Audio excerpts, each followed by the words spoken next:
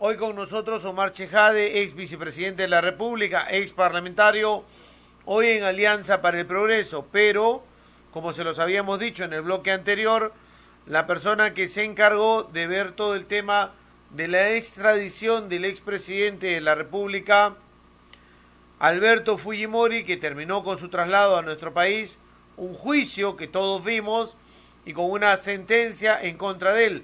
Uno de los inquilinos de Barbadillo, sentenciado.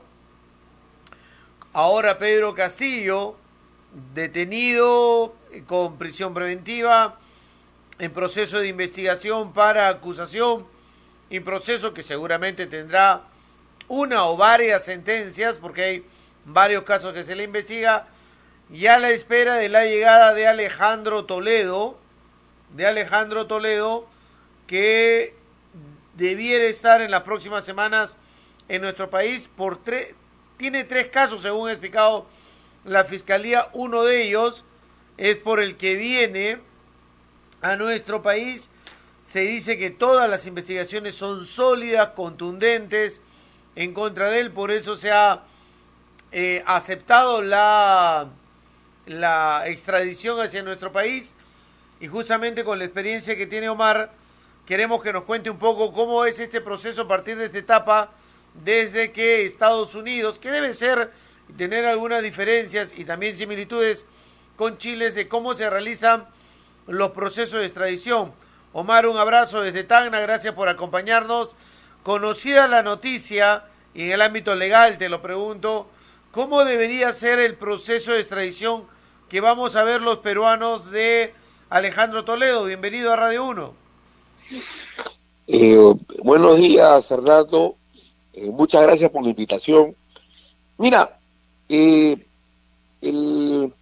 artículo 14 del Tratado Bilateral de Extradición entre Perú y Estados Unidos, que dicho sea de paso lo firma el propio Alejandro Toledo cuando en su primer año fue presidente de la República con los Estados Unidos, señala, no señala fecha, no hay un plazo perentorio en la que diga que luego de la decisión de la justicia norteamericana y el Departamento de Estado hay una fecha para que el requerido, digamos, sea trasladado a su país de origen, al país que solicitó la extradición, pero sí dice que debería ser en el plazo más rápido, más breve y más célere. Eso es lo que dice ese artículo. Por lo tanto, aquí tiene que jugar para que el señor Toledo primero no se escabulla de la justicia, no se escape como hizo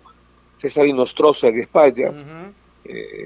Tiene que el Estado peruano asegurarse esa extradición física, ese traslado físico a través de las autoridades gubernamentales, como lo hicimos nosotros hace 16 años, el año 2007, con Fujimori de Chile al Perú, ¿no? En esa época, tú te acordarás, el 21 de septiembre del 2007, la justicia chilena, la Corte Suprema, aceptó el pedido de extradición del Estado peruano por la mayoría de cuadernillos de extradición, unos por unanimidad, otros por mayoría, en la Corte Suprema, que eran 5 magistrados.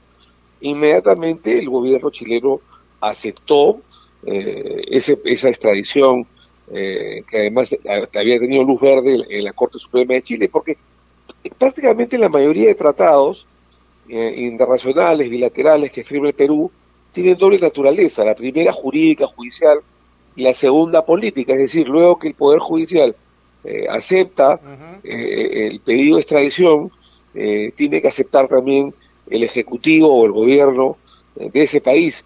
Por lo tanto, en noviembre del 2021, el juez Higginson de los Estados Unidos aceptó el pedido de extradición y en última instancia solicitado por el Estado peruano, y tuvieron que pasar 14 meses, y acá viene otro tema, para que el Departamento de Estado norteamericano, o sea, ya en el terreno político, aceptara o confirmara la resolución del juez de los Estados Unidos.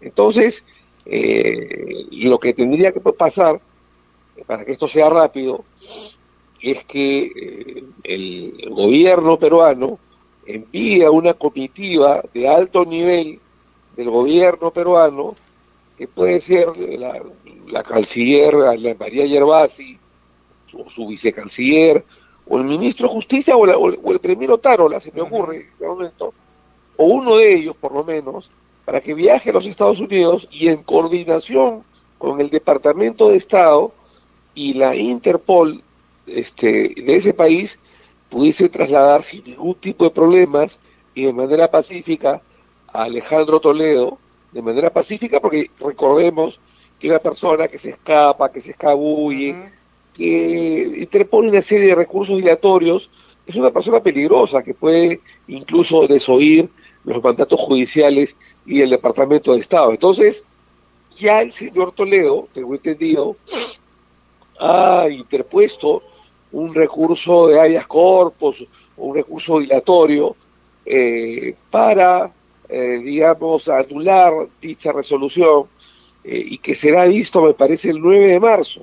Ahora, estoy seguro completamente que ese mismo día se lo van a declarar improcedente, porque no solamente ya precluyó la etapa judicial de extradición en los Estados Unidos, sino también ya precluyó la etapa política en la que el Departamento de Estado también ha dado luz verde para que Toledo sea llevado al Perú. Así que no me cabe la menor duda que ese mismo 9 de marzo, ese recurso dilatorio de Toledo, absurdo, va a ser declarado improcedente.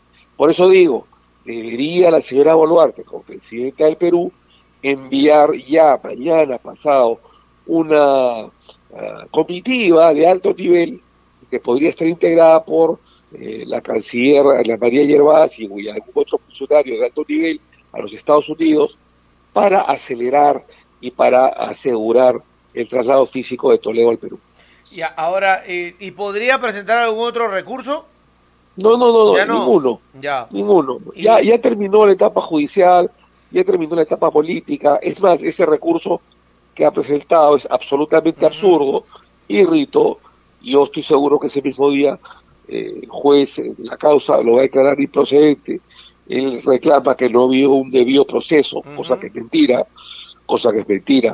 y por supuesto que después de ese 9 de marzo no hay ya ninguna excusa ni jurídica ni política para su traslado. Pero por eso digo, para que esto sea rápido y célere, debería apurar la Cancillería peruana, a través también del embajador de Perú en los Estados Unidos, su traslado físico. Ahora, mira tú, ha demorado 14 meses, encarpetado en el Departamento de Estado, la resolución del juez de los Estados Unidos, Higginson, por una razón sencilla, y acá hay que decirlo de manera clara, porque el gobierno de Pedro Castillo no hizo absolutamente nada para acelerar esa decisión judicial de los Estados Unidos, que estaba encarpetada en el Departamento de Estado norteamericano, y por una razón sencilla, porque evidentemente la Cancillería no hizo nada, porque estaba pues infestada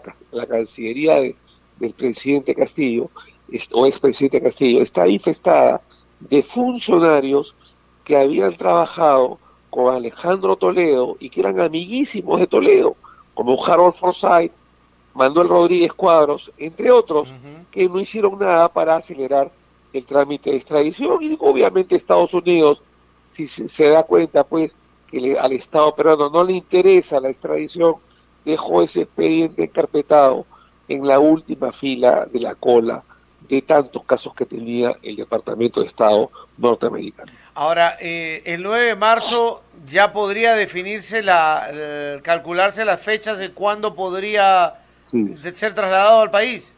Sí, definitivamente, ¿no? Y no debería demorar después de ese 9 de marzo una semana más, te lo digo así con toda claridad, pero va a depender, vuelvo a reiterar, del gobierno nacional de Boluarte, que se pongan las pilas y que acelere esto a través de una negociación en conjunto entre el gobierno peruano y el gobierno norteamericano. No necesita ir ella, obviamente, pero sí enviar en la comitiva a un funcionario de alto nivel que no es otra cosa que un ministro de Estado, ¿no? Directo a la DIROES. Eso ya dependerá pues del gobierno de Perú. Me imagino que como en la DIROES se ha convertido en el hotel Mm, de los ujú. expresidentes de la República del Perú, lamentablemente tendrá pues una habitación que ya le estará preparando en la DIROES a el expresidente Toledo, ¿no? ¿Qué te genera este hecho? De ver nuevamente a un expresidente ya son tres con él en cárcel, ha estado PPK Mm, en domiciliario, Humala ha estado por eh, momentos preso y ya va a casi un año, afrontar su proceso, sí. y García se terminó suicidando. Claro, bueno, me genera pena, ¿no? Me genera tristeza, lamento. No es muy gracioso que varios expresidentes Mm, estén alojados, sentenciados, procesados o condenados en una cárcel, en la Iroes o lo que ujú, fuera, ¿no? O sea, tú dices, bueno, cuando extraditamos a Fujimori mm, y fue condenado con todo el debido proceso que manda la ley y la Constitución, ujú, uno decía, bueno, está bien, ¿no? Este señor dio un golpe de Estado, una mafia que se corrompió desde el poder, estaban Montesinos, y mucha gente que acompañó a corromperse al señor Fujimori. Entonces tú dices, bueno, está bien, recibió su merecido, ujú, pero eso ya se hizo, pero esto ya se hizo costumbre, se hizo metástasis, y ya todos los expresidentes, ujú, luego de Fujimori, han corrido la misma suerte, todos, no salvo Paniagua, que fue un gobierno provisional, pero ujú, todos, ¿no? O sea, estamos hablando de, de Humala, que estuvo un año preso y seguramente regresará a la Diroes, está Pedro Castillo, ahora Alejandro Toledo, me imagino que Vizcarra correrá la misma suerte por toda la carga probatoria que tiene, PPK tiene un proceso judicial muy complicado, en fin, no es una gracia, no es chistoso, ¿no? ujú. Tú mismo has mencionado que el propio presidente García se suicidó, no mereció una suerte así, nadie Claro, pero merece estaría suicidarse, ¿no? afrontando un proceso similar, o sea, no de Sin duda. extradición, pero sí de investigación, por lo Sí, menos, ¿no? sin duda, ¿no? Ujú, Y de repente estaría en la Iroes en este momento, no ujú, sabemos. ujú, Pero nadie merece morir de esa manera y mucho menos su que es presidente suicidado, ¿no? ujú, A nadie puede alegrar esto, ¿no? ujú, Verdaderamente da pena. Así que, mira, tú me hablas, qué situación, qué siento. ujú, Mira, es la justicia, ¿no? La justicia es dura, la ley es dura, pero es la ley, ¿no? O ujú, sea, el señor Toledo se lo ganó a pulso, ¿no?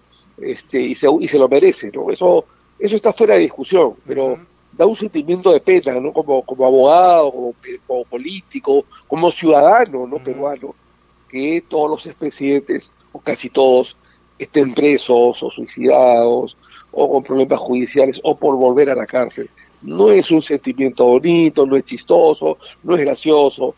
Y en el Perú, perdón, en el extranjero, es evidente que es la comunidad internacional, es una vergüenza, sin duda alguna es una vergüenza. Cuando tú con la experiencia del caso Fujimori, cuando ya un país dice que se puede extraditar a XY personaje, es que existen sólidas acusaciones en contra de ellos. O sea, Toledo viene básicamente ya prácticamente a recibir una sentencia. Entiendo que el señor Toledo tiene, a ver, él viene por un cuadernillo de los dos que se envió. Ajá. Lo que pasa es que un cuadernillo en Estados Unidos ha avanzado más rápido que el otro, ¿no? Ujú, No me cabe la menor duda que ya estando en el Perú, Toledo, ujú, por el cuadernillo de Irsa Sur de la Interoceánica, por haber recibido 30 o 35 millones de ajá. dólares, delito de colusión y lavado de activos, no me cabe la menor duda que después, en los siguientes meses, también vendrá el cuadernillo de extradición por Ecoteva, ¿no? Que ha avanzado de manera más lenta, o seguramente con una carga probatoria de menor calidad que la que tiene Irsa, ¿no? La interoceánica. Entonces, lo que va a acontecer es que cuando venga Toledo al Perú, se va a reactivar su proceso, que entiendo que está en una etapa intermedia. ¿Qué es esto? Para control de acusación, ¿no? Ujú, O sea, entiendo que hay una acusación ya del fiscal provincial penal de investigación preparatoria con el nuevo código, y que esta acusación va a ser vista en una audiencia que se llama control de acusación, ¿no? Y luego vendrá el juicio, el juzgamiento oral, y seguramente luego la sentencia. O sea, no creas que va a ser de un día para otro la sentencia. No, no, Seguramente va a demorar, o demorará sea, un año. Va a demorar un año. Humala ha tenido que pasar por control de acusación, Keiko ha tenido que pasar por control de acusación, ¿no? Sí, A sí, esa, por eso digo, ahí entra, a esa etapa entra Toledo. sí, y esa etapa que luego pasará por un juzgamiento oral, seguramente demorará, no sé, me imagino que un año por lo menos, ¿no? Creo yo, no sé. Pero Toledo en prisión, porque ya tenía un periodo de prisión de 36 meses, Exacto. no creo que salga por una razón sencilla. Y se cumplen los tres requisitos para la prisión preventiva. Uno es la prognosis de la pena, que la pena tenga más de 4 años, y acá la pena tiene más de 20 años.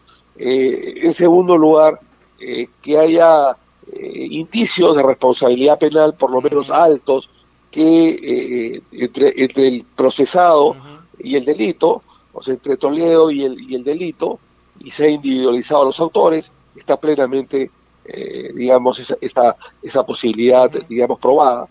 Y lo tercero es que haya peligro de fuga o de perturbación de la actividad probatoria. ¿Qué más peligro de fuga puede haber? Por el señor Toledo se fugó del país hace 6 años, ¿no? Así que no creo que ni siquiera le revoquen la resolución a un mandato de detención domiciliaria. Por el peligro de fuga, por su fuga a Estados Unidos, el señor Toledo va a afrontar el juicio como lo afrontó Fujimori, o sea, en prisión, eso está bastante claro, ¿no? Sobre ese tema, finalmente, ¿y Toledo puede ser colaborador o no? Porque es cabeza. Sí, porque la ley se cambió hace 5 años aproximadamente. Antes solamente podían ser colaboradores eficaces, digamos, los agentes o procesados intermedios o bajos, ¿no? Los que no tenían, los que no eran líderes o cabecillas. Pero la ley cambió, me parece que en el 2017, y ahora los propios colaboradores pueden ser, digamos, los líderes o cabecillas de una organización criminal, para reducir la pena, no para que vayan, no para ser absueltos, ¿no? Me da la impresión, por la conducta procesal de Toledo, que tiene hasta el final en los Estados Unidos, que él no va a reconocer nada, ¿no? Y que no se va a acoger a ninguna colaboración y va a negar lo evidente, no va a seguir, digamos, mintiendo, falseando la verdad. Bueno, será su problema, ¿no? En todo caso, esa va a ser una estrategia que la va a tener que armar él con su abogado, ¿no? Omar, dos cositas. Estás en Alianza para el Progreso. ¿No se quieren ir? Mira, y eso es lamentable, ¿no? Porque lo hablamos el otro día en la entrevista que me hiciste. Pero, y mira lo que descubrimos en eso desde la última conversación. Ahora, desde los bufés, los celulares, las clínicas y muchas otras cosas que están saltando ahí y que te llevan a pensar, no quieren perder ciertas comodidades. No quieren perder el sueldo ni gollerías, ¿no? Pero también debo decir lo siguiente, ¿no? Los bufés que nombraron hace unos días la prensa, eso tiene 30 años, ¿no? O sea, tiene 35 años. Los bufetes, digamos, lujosos, no es de ahora, no es de ayer, no es de ayer, tienen 25, 30 años, o sea, incluso en otras épocas, te digo porque yo soy congresista, claro, los bufetes eran hasta mejores que los de ahora, ¿no? Lo cual no es bueno, ¿no? Porque debería haber una austeridad, pero tampoco es culpa del congresista, ¿no? Es culpa de la organización parlamentaria y de los presidentes de los congresos que aceptan eso, ¿no? Claro, debería haber la responsabilidad en ese caso es de Williams. Mira, es de la mesa directiva, ahí está el oficial mayor, hay toda una organización parlamentaria que sigue la costumbre de que los bufetes sean así de lujosos y variados, ¿no? Sí, pero a mí me causa mucho resquemor. Por ejemplo, yo he escuchado a parlamentarios de izquierda que cuando le dicen, queremos cambiar la constitución. ¿Por qué? Por la salud. Pero si no van a de salud, ellos ni siquiera a la posta, ellos van a clínica. No, tienen un seguro completo, ¿no? Pero los de izquierda Totalmente debieron haber gratuito. renunciado a eso si tienen una propuesta Bueno, de que el hay un doble sistema no discurso de la izquierda. funciona y estamos No, no, metidos pues. en el sistema económico neoliberal. O sea, quiere cambiar Fernando, el sistema con el ejemplo. Hay un doble discurso de la izquierda y en muchos grupos parlamentarios, ¿no? En el sentido de que no se quieren ir. Ujú, No, el buffet, la verdad que es un tema para mí anecdótico. Yo ujú, ni siquiera lo quiero comentar porque a ajá. mí me da igual si un parlamentario come un sándwich más, una carne más o un pescado más. No se quieren ir por la joyería, no se quieren ir por los sueldos, no se quieren ir por Pero una ese el serie buffet es una de poder. gollería.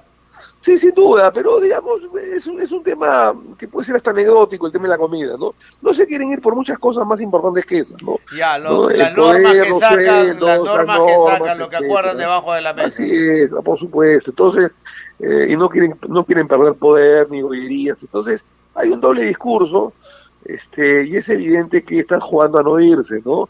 Sin darse cuenta de que hay una deslegitimación por parte del pueblo y que deberían adelantar las elecciones, lo he dicho yo muchas veces, no para este año, porque creo que debería haber unas reformas mínimas electorales y políticas, Ujú, pero sí deberían irse el próximo año, el 2024. ya. Esperemos que recapaciten, y es imposible que el 23 se vayan.